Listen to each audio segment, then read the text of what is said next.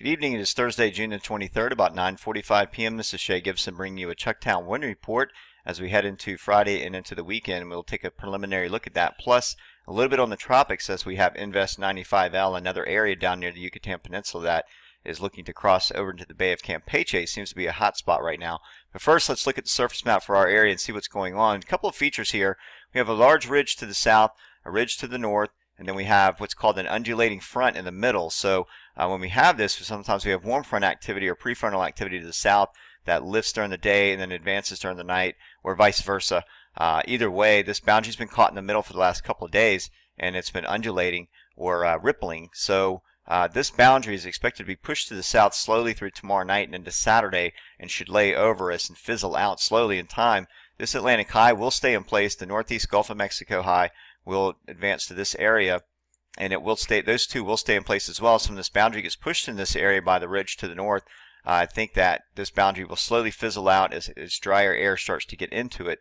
The big question will be how much rain, or will we get any storming in our area, and that has yet to be determined. I think that as we go into time, by tomorrow, this southerly flow will create a healthy sea breeze for tomorrow afternoon. So we're looking at 14 to 18 knots for Friday as far as south-southwest winds off the Atlantic high pressure working in tandem with the northeast Gulf of Mexico high.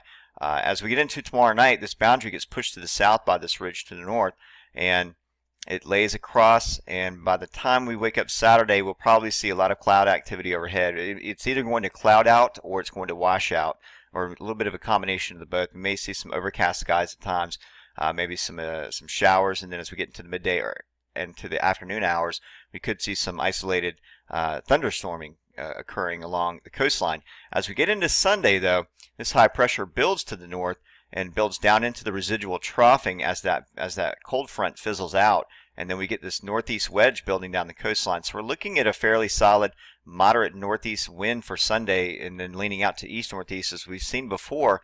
The models are only showing about 12 knots right now, but we could easily see upper teens to near 20 knots along that east northeasterly wedge as we get to Sunday late morning to midday and even into early afternoon hours. So it looks like it's starting to set up in that manner. So that looks like the overall profile. Let's go ahead and take a look at the Charleston area and see what's happening here. We had a decent gradient this afternoon at about 15 knots at Isle of Palms. Same thing at Folly Beach, maybe a knot or two less at Folly. The harbor had a few spikes here and there up to about 17 knots, but the sea breeze for the most part hung pretty close to the coastline. Its upper westerly and northwesterly flow allowed that sea breeze to help increase along the coast, but we had about 15 knots. Things fell off about 6:30, 7 o'clock. Things started to slowly fade out, and we didn't get that evening surge, that nocturnal surge tonight, so we still might after about 10 o'clock p.m. And if we look at the details, let's take a look at what some of these models are saying, and I'll run all the models for this one. This is running from the Isle of Palm sensor. So we see tonight that some of the models are jumping on board with a nocturnal jet building around 11 to 11:30, and then holding until 5 or 6 in the morning, and then dropping off as the sun comes up. So that tends to be the case when we are close to frontal boundaries, especially just to our north. It's a little bit further removed. If it were a little bit further south down into North Carolina, I'm sure that we would probably see a higher jet, or it would have already started, or we would have seen a stronger evening surge. But as we get into tomorrow, we see the models coming back up again on the sea breeze. So it looks like a moderate afternoon. If we look down here, I'm going to zoom in on the GFS, and the GFS is only bringing up to about 12 knots in the afternoon, or 14 knots, I'm sorry, overnight, and then bringing up to about 13, 14 knots in the afternoon, but gusting into the upper teens. So a little bit of guidance there from a very coarse or low resolution model. Let's take a look at the NAM 5K. This is one I kind of like to look at for guidance, and you can see it's a little bit jumpy, and I think that what this one is not seeing is we could see a little bit of a westerly flow pulse through in the morning, about early to mid-morning, and lasting through midday from that northeast Gulf of Mexico high working. But then once the southerlies start in, it's going to build. So the NAM's holding around 14, 15 knots. I can agree with that. I'm still going to stick with 14 to 18 knots for tomorrow. And as we get into Saturday, it's going to be kind of wishy-washy. The winds will be light and variable. We may see some southwesterly flow down below the boundary, and then become variable along the boundary with the rains and everything involved. There's just not going to be much. But Sunday's the next day to look forward to after that, as far as the northeast and east-northeast winds to be wedging down the coastline and creating a little bit of a wind field for it. So that's going to do it for the Chucktown Wind Report portion. Let's go ahead and jump into our hurricane or tropics update. So right now the National Hurricane Center has another area of disturbance down over the Yucatan Peninsula heading towards the Bay of Campeche.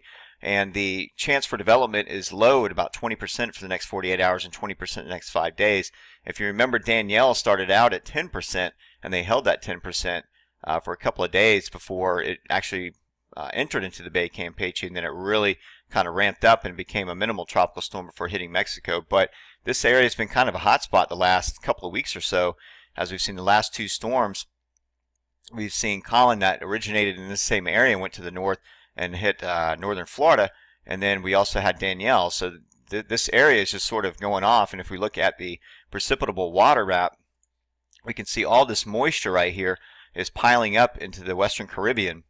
That is caused by increased flow from the east for these easterly trades. When we get these pulsing easterly trades along a tighter gradient, you get winds that are greater than the average speed. So where we would see 15 to 20 knots, you're getting 20 to 30 knots, or sometimes 20 to 25. And that's a surge of moisture and air into this direction. And when it hits this really warm waters over the Western Caribbean, it's about 86-degree water in this area. You get this moist air over warm waters, and it's just an area where moist, warm air piles up, and then you get some vorticity out of that, especially when you have a relaxed upper shear environment. This is why this area has been going off, because all this easterly trade pulsing through this area. Now here's the ridge out here. It's very, very large. This is Bermuda Azores high pulling in this direction, and we get the secondary lobe of high pressure. We call it Bermuda high over here. This whole ridge encompasses most of the northern Atlantic, even all the way up into the Norwegian Sea. So that's kind of the idea there of why this is happening, and it may continue to happen for the next week or two. The models are kind of keeping on this area as being a hot spot. So let's take a look at the rainbow imagery. Go through the GOES satellite. Apologies there, I had it all set up and it went right back to the home page. But here's our long floater rainbow imagery, and we can see it's just sort of it's not a very well defined center of activity right now. I would say the center of low pressure that's going to be developing is right about here, and it's moving in this general direction. It's known as Invest 95L at this point, and it is expected to move into the Bay of Campeche, where it does have a little bit of a favorable environment, and it could take a little bit of a northerly turn. So we're going to be keeping an eye on this, especially since the National Hurricane Center upped it to 20%. If we look at the tracks for this system, we see most of the tracks are taking it off to the basically the west-northwest or the northwest in time, although we could see a northerly track build out of this, and I'll get into that in just a second. I did want to take a look at the sea surface temperatures here, and you can see the water is very, very warm. So once this area of low pressure moves out into the Bay of Campeche, it could become a closed low rather quickly with 30 degrees Celsius waters. It's about 86 degrees. Very warm waters, sort of a relaxed upper shear environment, and then also sort of west-northwest track could allow the system to develop into something more. Now let's take a look at the earth.nolschool.net map. Get a little bit more guidance here.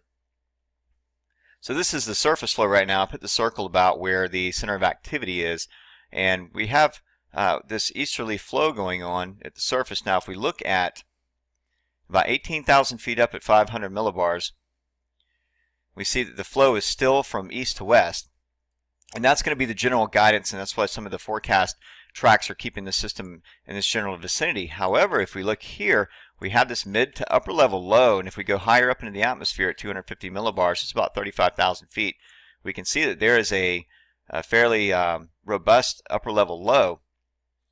Now when we have this, we also have a high pressure here on this side of the storm, which acts as divergency or exhaust for it.